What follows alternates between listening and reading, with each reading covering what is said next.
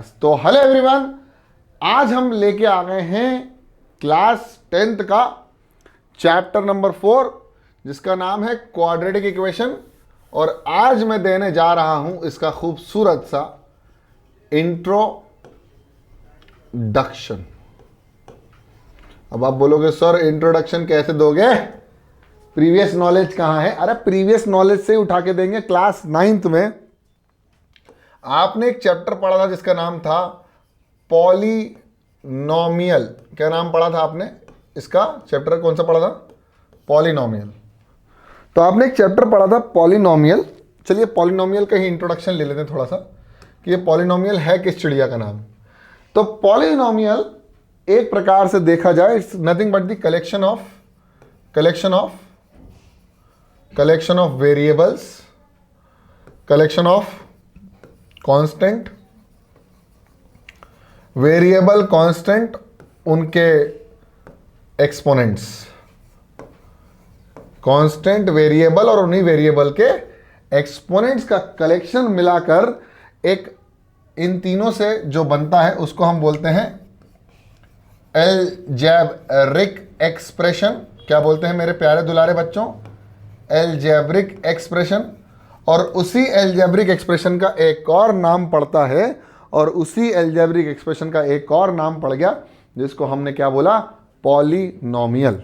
तो पॉलिनोमियल विभिन्न प्रकार के होते हैं। Polynomial are of different types.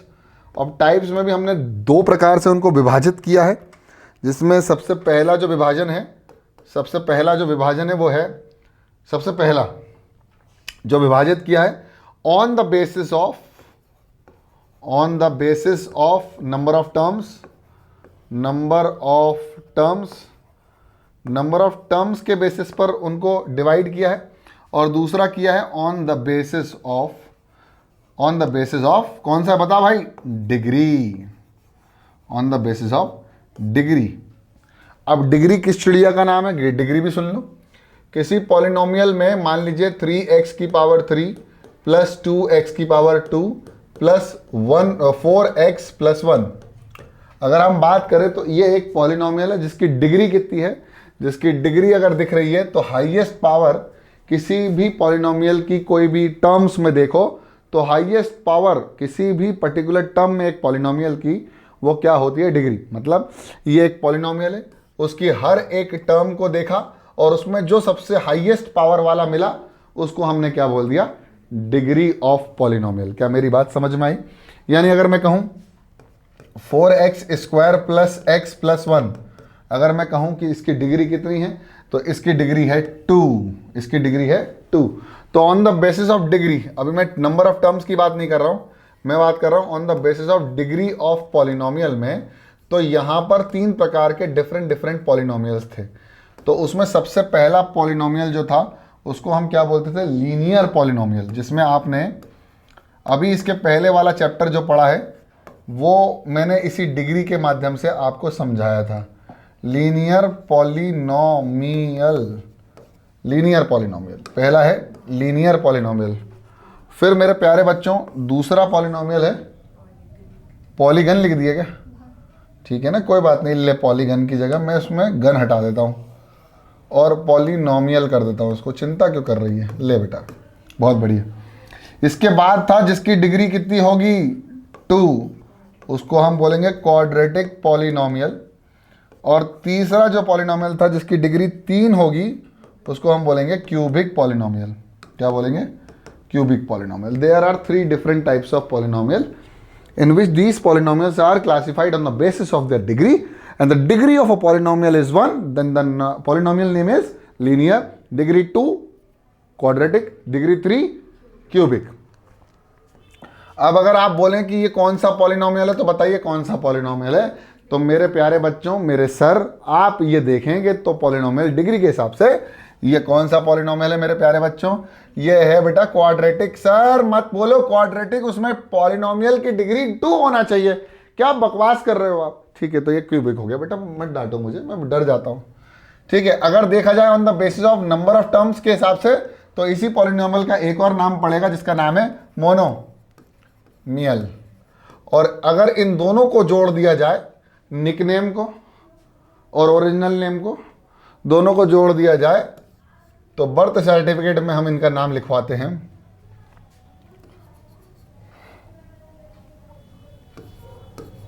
मोनोक्यूबिक polynomial. Polygon लिखने वाले हैं, ठीक है। मोनोक्यूबिक पॉलिनोमियल, बायक्यूबिक, मोनोक्यूबिक, ट्राइक्यूबिक, अगर 3 होंगी टर्म्स तो ट्राइक्यूबिक, डिग्री होगी 3। तो अब बात करें हमारे एक और पॉलिनोमियल की जिसका नाम है, हम क्यों इस चैप्टर को और इस कॉन्सेप्ट को समझ रहे हैं, हम बात करने जा रहे हैं उस क्वाड्रेटिक पॉलिनोमियल की जो हमारे लिए इस चैप्टर में बहुत ज़रूरी है। तो ये चैप्टर के अंदर आपको पढ़ना है क्वाड्रेटिक पॉलिनोमियल। क्वाड्रेटिक पॉलिनोमियल क्या होगा? जिसकी डिग्री कितनी होगी मेरे प्यारे बच्चों? जिसकी डिग्री होगी 2। तो डिग्री 2 वाला पॉलिनोमियल बना दो। तो 4x² + 2x + 3 हमारा हो गया डिग्री ऑफ पॉलिनोमियल 2। लेकिन इसको अगर नंबर ऑफ टर्म्स के हिसाब से देखा जाए तो कौन सा ये? ट्राइनोमियल है, यानी ये होगा try quadratic polynomial, try quadratic polynomial. लेकिन खूबसूरत बात यह है कि ये क्वाड्रेटिक पॉलिनोमियल है। कौन सा पॉलिनोमियल है? क्वाड्रेटिक। अब ध्यान से समझने वाली बात यह है कि क्वाड्रेटिक पॉलिनोमियल के होने के साथ साथ ये एक प्रकार से देखा जाए तो इसके नंबर ऑफ जीरोस कितने आते थे?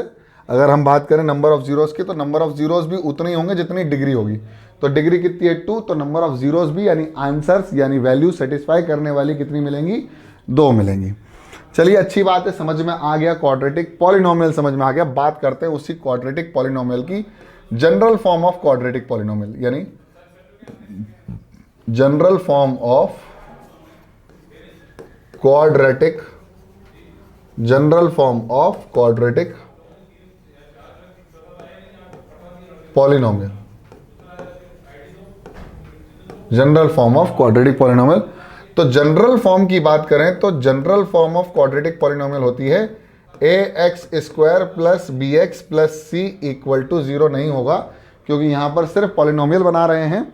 तो general form of quadratic polynomial बनेगी ax² + bx + c where a, b and c are any integers। a, b और c जो हैं वो इंटीजर है। और इस x की बात करें तो इस पॉलिनोमियल का क्या है? वो x, इस पॉलिनोमियल का क्या है? x variable,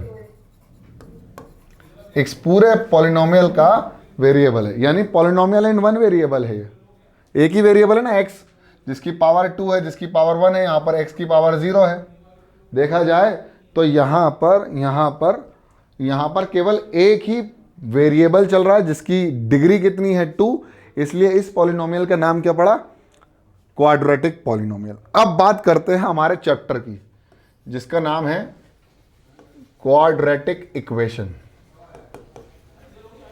quadratic equation. अब बोलोगे सर क्वाड्रेटिक इक्वेशन क्या होगा फिर? अरे भाई, पॉलिनोमियल समझ में आ गया तो इक्वेशन भी समझ में आ जाएगा। अगर हम बात करें क्वाड्रेटिक पॉलिनोमियल की तो वो होगा ax² + bx + c = 0। बस इक्वेशन बन जाएगी। इक्वेशन तभी बनेगी जब क्या होगा? आपके पास इक्वल का साइन होगा। इक्वल अगर कहीं पर आ रहा है यानी equal to, sign will represent an equation. एक इक्वेशन मिलेगी और उस इक्वेशन की खूबसूरती ये रहेगी कि उसके पास 2 हिस्से होंगे, एक होगा ये और एक होगा ये। इसको हम बोलेंगे LHS और इसको हम बोलेंगे RHS। तो हमारे पास 2 हिस्से होंगे, इक्वेशन बनने के बाद 2 हिस्से होंगे, जिसमें एक होगा लेफ्ट हैंड साइड और दूसरा होगा राइट हैंड साइड। और तभी वो इक्वेशन बन पाएगी। इसलिए इक्वेशन क्वाड्रेटिक की बात करी जाए तो general form of quadratic equation, अब मैं पॉलिनोमियल की बात नहीं कर रहा हूं, मैं बात कर रहा हूं general form of quadratic equation, उसको हम बोलेंगे a x square plus b x plus c बराबर 0। ये हो गई हमारी general form of quadratic equation. This is said to be the general form of quadratic equation. अब यहां पर ए की वैल्यू जो तुम्हारा मन करे वो डाल दो, बी की वैल्यू जो तुम्हारा मन करे वो डाल दो, सी की वैल्यू जो तुम्हारा मन करे वो लगा लो। यहां पर ए बी सी की वैल्यू कितनी आएगी, ए बी और सी की वैल्यू कितनी आएगी, कोई भी आ सकती है, इंटीजर है, लेकिन ए इज नॉट इक्वल टू 0। यह बात ध्यान रखना, ए की वैल्यू 0 के बराबर नहीं होगी, इसके अलावा कुछ भी हो जाएगी। अब बोलोगे सर 0 क्यों? अगर 0 हो जाता है ए तो 0 into x square will become 0, और यहां पर 0 वाला खेल खत्म, मतलब पावर x की पावर 2 का खेल खत्म, तो वो इक्वेशन क्वाड्रेटिक की जगह लीनियर बन जाएगी। ठीक है, ए की वैल्यू 0 नहीं हो सकती, बी और सी की वैल्यू 0 हो सकती, कोई भी इंटीजर है। यहां पर एक बात ध्यान से समझ लेना।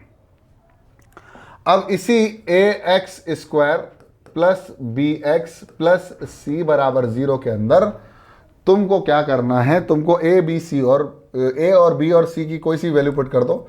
तो मैं ए की वैल्यू 4 पुट कर रहा हूं, बी की वैल्यू -5 पुट कर रहा हूं, और सी की वैल्यू 1 पुट कर रहा हूं। तो मुझे जो मिल रहा है, और इक्वल टू मैं कर रहा हूं 0 के, तो मुझे एक क्वाड्रेटिक इक्वेशन दिख रही है और मिल रही है। समझ में आया? तो what is a quadratic equation? Quadratic equation is nothing but an equation having the degree of that particular equation should be 2. It means that the highest power of any term in that particular equation is said to be 2. So then therefore that equation will be represent quadratic equation. और अगर इसको graph पे देखा जाए तो ये graph पे parabola बनाता है। क्या बनाता है? पैराबोला। अभी इससे कोई मतलब नहीं है आप लोगों को, ये पैराबोला जो है वो इससे आपको कोई मतलब नहीं है। तो बिल्कुल ध्यान रखना कि अभी हमको जो सेटअप करना है वो अपने दिमाग में सेटअप करना है कि क्वाड्रेटिक इक्वेशन हमारे दिमाग में सेटअप हो जाए। अब बात यह है कि क्वाड्रेटिक इक्वेशन क्यों पढ़ना जरूरी है। पहली बात तो कोर्स में इसलिए है ना। दूसरा जो इम्पोर्टेंट बात है क्वाड्रेटिक इक्वेशन की वो ये है कि जब हमारे कॉम्प्लिकेटेड क्वेश्चंस आ जाते हैं तो हम क्वाड्रेटिक इक्वेशन को जब पावर डिग्री 2 हो जाती है तो उसको सॉल्व करने की जो विधि है उनको हमें लेके आना पड़ता है। और हमें एक्चुअली में क्यों पढ़ रहे हैं सिर्फ इतना सा रीज़न है, वो रीज़न है ये खूबसूरत सा वेरिएबल। अगर ये वेरिएबल नहीं होता, यानी ये वेरिएबल नहीं होता in the sense if this value of that particular x is known, यानी अगर वेरिएबल की वैल्यू नोन हो जाए, वेरिएबल की वैल्यू नोन हो जाए तो हम क्यों ही सॉल्व करेंगे किसी इक्वेशन को। सोच के देखो, मैंने कहा सॉल्व 2x + 1 = 3, सॉल्व। तो आप क्या करोगे, आप इस पर्टिकुलर इक्वेशन में x की वैल्यू निकालोगे तभी तो सॉल्व होगी कोई इक्वेशन। तो हमने कहा भाई x की वैल्यू 1 है, हिट एंड ट्रायल से इसमें 1 पुट करो, 0 पुट करो, 3 पुट करो, 4 पुट करो, ये दोनों LHS बराबर RHS आना चाहिए। इससे बेहतर ऑप्शन बताता हूँ, transpose method. 2x = 3 - 1, 2x = 2, x = 1। लो भाई, तो ये हो गया सॉल्व। इसका मतलब ये हुआ solving an equation will be there because we need to find the value of that particular variable which is unknown in that particular condition या equation. This is a condition actually. ये condition हमारे पास आई है, daily conditions जो हमारे पास आती हैं, उस कंडीशन के अंदर हमें x की वैल्यू नहीं पता। जैसे हम बोलते हैं ना कि भाई साहब आपने मुझे कुछ रुपए उधार दिए थे और फिर मैंने आपको 5 साल बाद इतने हिसाब से इतना रेट के हिसाब से मैंने आपको 550 रुपये दिए, तो मुझे बताइए कि आपसे मैंने कितने उधार लिए। ऐसे सोचो अगर इक्वेशन, तो ये कंडीशन के हिसाब से जो value of that particular money which is taken from a particular person be x, हमने x मान ली, उस x की कंडीशन को लेकर हम पूरा सॉल्व करने लग गए क्वेश्चन। वहाँ मैथ लगाई, थोड़ा सा कैलकुलेशन किया और ये तुम्हारे पास x की वैल्यू आ गई। अगर वो x की वैल्यू नोन होती तो तुम क्यों सॉल्व करते किसी क्वेश्चन को। That is the point. अब यहां पर भी हमको सॉल्व करना है, तो सॉल्व करने के मेनली दो तरीके हैं, वैसे तो तीन तरीके हैं। तो पहला तरीका, चलो तीन ही समझा देता हूं। पहला तरीका है फैक्टराइज करना, या तो आप बाय फॉर्मूला मेथड कर सकते हो, factorize by using any identity में हम फॉर्मूला मेथड बोलते हैं, या by using any superior identity, जो एल्जेब्रिक आइडेंटिटी है उसको लगा के आप इस इक्वेशन को सॉल्व कर सकते हो। इसी के अंदर एक और आता है जिसमें हम फैक्टराइज करते हैं स्प्लिटिंग द मिडिल टर्म, जो आप लोगों ने पढ़ भी रखा है, स्प्लिटिंग द मिडिल टर्म को स्प्लिट करने का एक बहुत आसान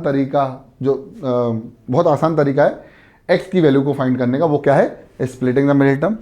इसके बाद जो दूसरा मेथड आता है उसको हम बोलते हैं फॉर्मूला मेथड। अब आप बोलोगे सर फॉर्मूला आपने ऊपर भी लिख दिया था इसलिए तो हटाया। तो दूसरा आपके पास आता है फॉर्मूला मेथड।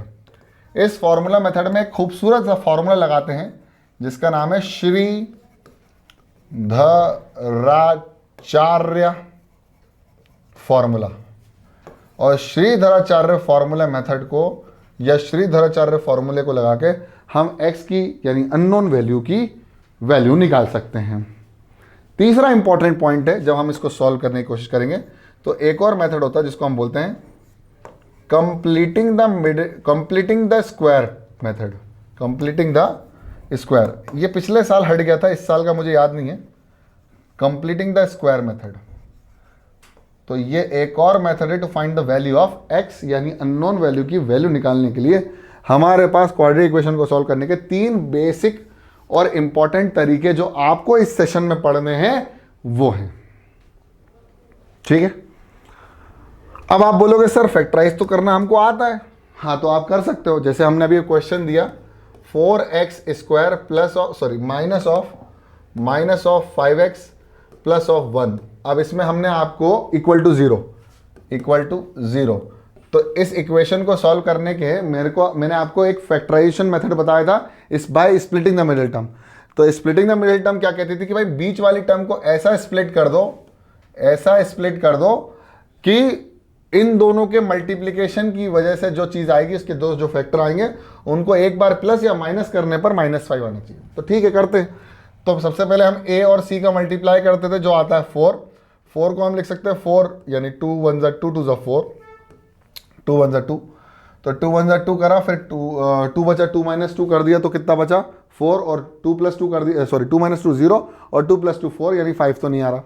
लेकिन हमने लिया एक 4 और एक 1, तो 4 और 1 को ऐड करने पर 5 तो आ रहा है, लेकिन हमें माइनस का 5 चाहिए, तो माइनस का मल्टीप्लाई कर दो और तो माइनस मिल जाएगा। अब x भी चाहिए, तो माइनस का 4x माइनस का x बराबर माइनस ऑफ 5x। इन दोनों के साइन का मल्टीप्लाई, तीसरा साइन आना चाहिए, हमने कर लिया, माइनस माइनस प्लस, तीसरा साइन आ गया, यानी 4x square minus of 4x minus of x plus of 1 बराबर 0। यहां से आपकी कहानी शुरू हो गई दोनों में से कॉमन निकालने वाली। तो 4x कॉमन निकाल लिया, बचा x -1 कॉमन निकाल लिया, बचा x -1 बराबर 0। इन दोनों में से कॉमन निकाला x -1 और इन दोनों में से बचा जो वो बचा 4x -1 बराबर 0। अब या तो ये वैल्यू 0 के बराबर होगी या तो ये 0 के बराबर होगी, यानी x -1 बराबर 0 या 4x -1 बराबर 0। x की वैल्यू या तो 1 होगी या x की वैल्यू या तो 1 होगी या 4x = 1 होगी और x की वैल्यू 1/4 होगी, जो कि आपके दो आंसर बनेंगे आपके। क्यों बनेंगे? क्योंकि मैंने आपको अभी बताया था अगर डिग्री 2 होती है, तो डिग्री अगर 2 होती है तो कितने आंसर आते हैं, कितनी वैल्यू सेटिस्फाई होती है? 2। अब आप बोलोगे सर ये क्या है, एक्चुअली क्या है? एक्चुअली कुछ नहीं है, ये वो x की वैल्यू है जो LHS और RHS को बराबर कर देती है। जरा पुट करके देखो, पहले 1, 4 × 1 का स्क्वायर माइनस 5 × 1 + 1, तो देखो इक्वल टू 0 आना चाहिए, तो आया 4 - 5 + 1, 4 - 5 - 1 + 1, आंसर आएगा 0। अब माइनस अगर 1/4 भी रखोगे तो भी आंसर आ जाएगा। देखो कैसे, 4 × 1/4 का होल स्क्वायर -5/4 + 1, तो ये हो जाएगा 1 का स्क्वायर 16, यानी 4/16 - 5/4 + 1, 4 1 जा 4 4 जा, यानी 1/4 - 5/4 + 1, नीचे एलसीएम आएगा 4, 1 - 5 + 4 + 4 आ गया 5 - 5 बराबर 4, 5 - 5 0/4, आंसर आएगा 0। इसका मतलब दोनों ही आंसर के अंदर हमारी x की वैल्यू सेटिस्फाई कर रही है इस पर्टिकुलर इक्वेशन को। This equation is satisfy by both the values. That is the reason, that is the basic reason why there are two roots, या मैं कहूं 2 zeros या 2 solution of this particular equation. Why? Because the degree of this quadratic equation is 2। तो हमारे हर बार कितने answer आएंगे? 2 answer आएंगे। एक इक्वेशन आती है जिसका नाम है x² - 1 = 0, तो x² की वैल्यू आ गई 1, x = √1 और √1 का वैल्यू आता है 1। अब आप बोलोगे सर यहां 2 आंसर तो है ही नहीं, यहां तो 1 आ रहा है, लेकिन इसी वजह से हम जब भी इसको सॉल्व करेंगे, ध्यान से देखो, जब x² - 1 = 0 को हम सॉल्व करेंगे तो x² = 1 आएगा, और x की वैल्यू जब भी रूट में जाती है तो आगे एक प्लस और एक माइनस लगता है। जब भी x की स्क्वायर हटेगा और रूट में तब्दील होगा दूसरी साइड, तो हम यहां पर प्लस या माइनस लगाते हैं, प्लस और माइनस लगाते हैं, यानी प्लस या माइनस नहीं, प्लस और माइनस, तो आंसर आता है +-1, यानी x की +1 वाली वैल्यू भी सेटिस्फाइड है और x की -1 वाली भी सेटिस्फाइड है। जरा चेक कर लो, -1 का स्क्वायर -1 0 के बराबर आना चाहिए, -1 का स्क्वायर +1 -1 +1 -1 0। अब 1 कर लो, 1 का स्क्वायर -1, 1 का स्क्वायर 1, 1 - 1, आंसर अभी भी आ रहा है 0। यानी इस पर्टिकुलर इक्वेशन के कितने आंसर हो गए? अभी भी 2 आंसर हो गए, जो इस पर्टिकुलर इक्वेशन को क्या करती है? सेटिस्फाई करती है। यानी x की कुछ वैल्यूज होंगी, कितनी वैल्यूज होंगी? 2 वैल्यूज होंगी, क्योंकि डिग्री कितनी है? 2। That is the reason why there are 2 values of x which satisfy the whole equation. Is it clear to all of you? चलो जल्दी से इसको दिमाग तो छाप लिया, आप कॉपी में भी छापो।